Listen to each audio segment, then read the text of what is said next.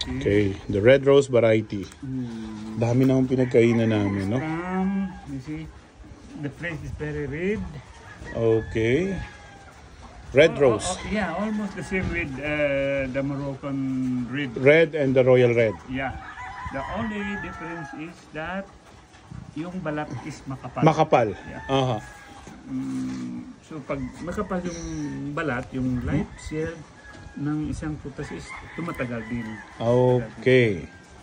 Okay, so ito ho. Yun yung nasa kikita nyo sa akin, yun yung Moroccan and royal red, ay galing ho kay Sir Art. But this one is the red rose. red This rose is from Indonesia. from Indonesia. Ito ho, nasa ARL Game Farm ho tayo.